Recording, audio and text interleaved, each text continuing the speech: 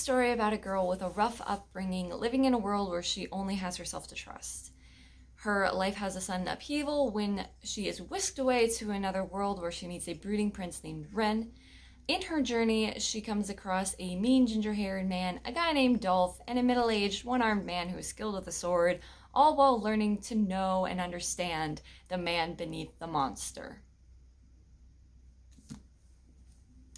Not to be confused with that other story about the girl who had a rough upbringing living in a world where she can only fend for herself when she's whisked away to another world and meets a brooding prince named Ren, and in her journeys comes across a mean ginger-haired man, a guy named Dolph, a middle-aged man with one arm who is skilled with a sword, all while learning to know and understand the man beneath the monster.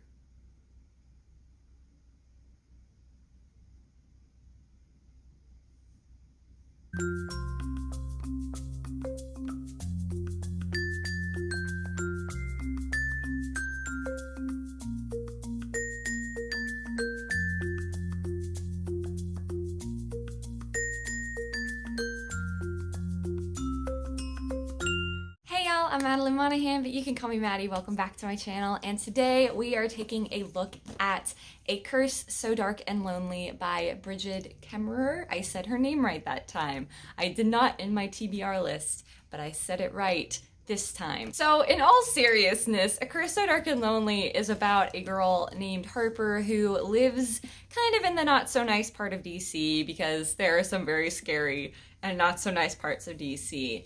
And by pure happenstance, she jumps in to try and stop what she thinks is a kidnapping and ends up being transported to a whole nother world, a world that runs, I guess, parallel to hers is, I think, how they describe it in the book. She arrives in Emberfall, which is this other parallel land, and here is where she meets Prince Ren, who is the only person of royalty in this place, and the only person who he has as a companion is his commander of the guard, Gray. Harper learns very quickly that the castle is cursed and Ren is cursed. She's not entirely sure how he is cursed, but all she knows is that he has to repeat the autumn season of his 18th birthday over and over and over again until he falls in love with a girl and a girl falls in love with him, and then the spell will be broken, and if not, he will be doomed to remain a beast for all time. But as years pass, he fell into despair and lost all hope, for who could ever learn to love a beast? So, as you all can tell, this is definitely a Beauty and the Beast retelling. This is Beauty and the Beast to a T, and I am 100% here for it, I'm not gonna lie. The thing that I really enjoyed about this book, and I don't think this is spoilers, I think it actually says on the back that this is something that happens at the end of every season, but it actually does say it on the back, so I know this isn't spoilers. Well, one of the things that I liked about this book is that Ren is not an actual monster for most of the book. So the way that his curse works is it wasn't like an enchantress came to his castle one night and she wanted to come out of the wind and cold and only had a rose to give him, and the dude was like, no, you ugly, leave. And she's like, well, I'm ugly, just wait till you see what I do to you. The way that this curse was set up, I think, was even a little more cruel than it was in the Beauty and the Beast movie, because he gets to spend the first however many weeks of the season as a human. So he remains a human. And so it's almost like the curse is functioning in a way where he has this time period where he is allowed to like build up hope, only for it to completely shatter at the end of the season when he starts transforming. And I honestly really liked that. I liked that he wasn't a beast the entire time. And I know the whole point of Beauty and the Beast is knowing the beauty within someone as opposed to like the exterior. And Ren is described as a very good looking young man, but I do kind of like that you get to see him as a human first, because I feel like that makes his change into a monster much more dramatic. And the other thing that's different too, that I liked that's different from the movie, I'm going to be comparing it to the movie a lot because there are a lot of similarities here. But the thing that I liked about this monster was that when Ren transforms into the monster, he fully transforms. It's not just an exterior thing and he can still talk and have intellectual thoughts. No, he becomes a mindless, instinctual creature. And he does whatever his basic instincts are. He has no other thought beyond that. That is terrifying because apparently some of the things that he turns into are like, at least in the past, they say have been very scary. And he has no control over what he's doing. Everything just sort of gets taken over by this monster. And I like that so much more.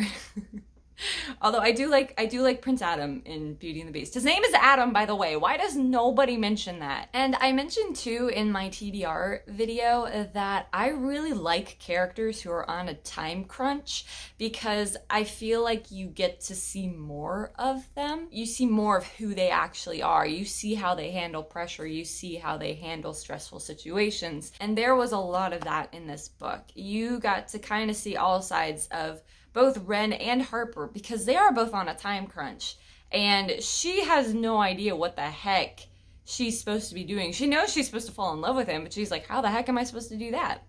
Because something else that I really enjoy about this book is that they make a point that falling in love is really not that easy. You know, it's not something that happens overnight or over the span of a couple days.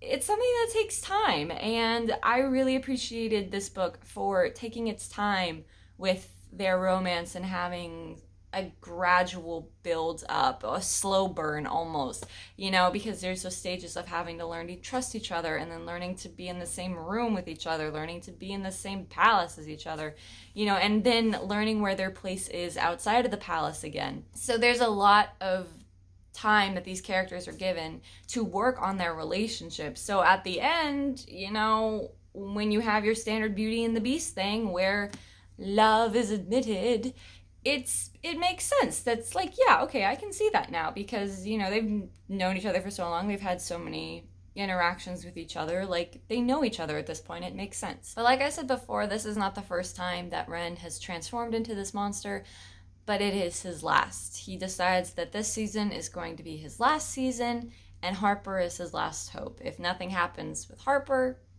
then he's just gonna say c'est la vie, and we'll get to that later. The Enchantress character too also plays a much bigger role in this. Like, she constantly pops in just randomly from time to time. Like, she'll just show up and be like, hello, remember me? I'm still here. But she's constantly coming back and wreaking havoc. Like, whenever the story starts to slip from her control, whenever something takes a turn that she doesn't want it to, she jumps in and makes things worse. And I kind of enjoy that because it sort of reminds me of Maleficent and just how petty she is. Because this is like, oh my gosh, she's so petty. Like, this Enchantress is so petty, and I love it. I love a petty villain because you have no sympathy for them. You're like, you're a terrible human. I do think that she provided the fun little loop-de-loops that roller coasters do, if that makes any sense. Also, I'm a sucker for slow burn. I love slow burns. Most of the time because they are very rewarding at the end, and this one is rewarding. It's rewarding, it's cute, I like it. There are some subtle hints that there is a mild attraction between Gray and Harper, but the main focus of the story is on Harper and Ren, and their relationship is much more heavily focused, and you know that Harper is gonna go for Ren. Like, it's very obvious that that's what's gonna happen. That's not a spoiler, it's just obvious. It's very obvious in the book when Harper and Ren talk to each other that that is what's gonna happen. I'm not normally a fan of love triangles, but I do like that this didn't like actually come to fruition as a love triangle. It's just sort of hinted at and briefly mentioned, and when it is brought up, it's in a very lighthearted, joking way that does not hurt anybody's feelings, which I thought was really nice. and at the same time made it very clear which characters were actually going to get together. Thank you. You know, but Gray is also a great character because he is a great friend and great companion to Ren. He's also a great friend to Harper. He's very loyal, and you're not entirely sure why, but he just is very loyal. And he is a good character. So I do like Gray.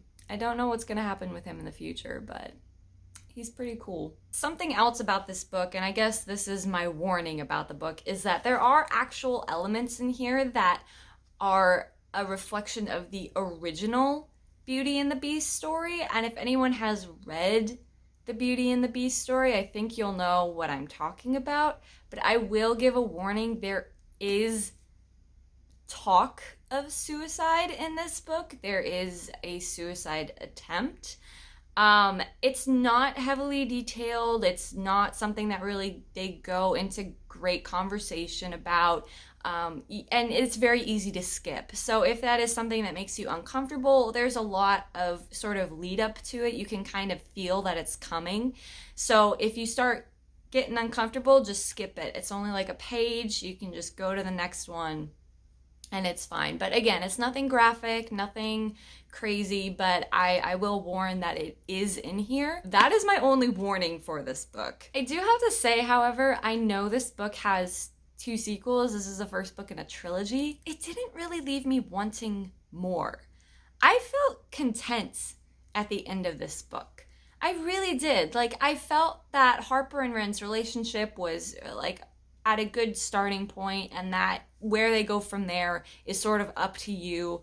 And I just felt like there was nothing else to tell. And I think it's because they covered all the bases of a Beauty and the Beast story that I feel like there's nothing more to add to a Beauty and the Beast story. I just feel very content with this one book. I mean, I probably will still read the other 2 books, but I have to say, I'm totally fine if I never read them and I just have this one, because I mean, it doesn't really leave off in a cliffhanger. It doesn't really leave me personally. It doesn't leave me wanting more, because I'm happy with the story that I have. I don't know if that's a complaint. I think that's just a personal opinion of mine. I mean, we'll probably still read the other 2 books at some point, but for now, I'm not, running to the bookstore to get the sequel. And this one I just feel like was wrapped up. I also like ambiguity, and there's a lot of, I guess, ambiguity to this book. But to me, ambiguity can also be an ending. So I'm fine with this one book for now, Maybe someday I'll pick up the second one, but I'm really okay with this one book. Overall, I would give this book a 4.5 out of 5 stars. I did really enjoy the story. I liked the changes and the twists of the Beauty and the Beast retelling.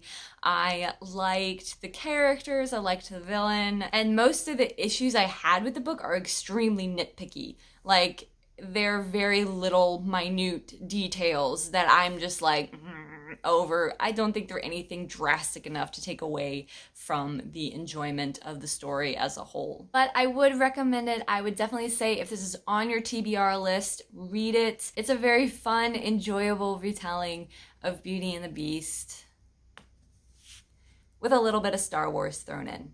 So there y'all go. That is my review of A Curse So Dark and Lonely by Brigid Kemmerer. I keep putting that extra R in there. I'm so sorry. If y'all have read this book or would like to read this book or are going to read this book, go ahead and leave a comment down below. And remember, please keep the comment section of this video spoiler free. That is what the spoiler corner is for. For those of you who want to see the spoilers, go ahead and hop over to my spoiler corner video. That will be linked down below. For those of you who don't forget to hit that subscribe button, click that like button, and ring that bell so that you are notified every time I post a new review.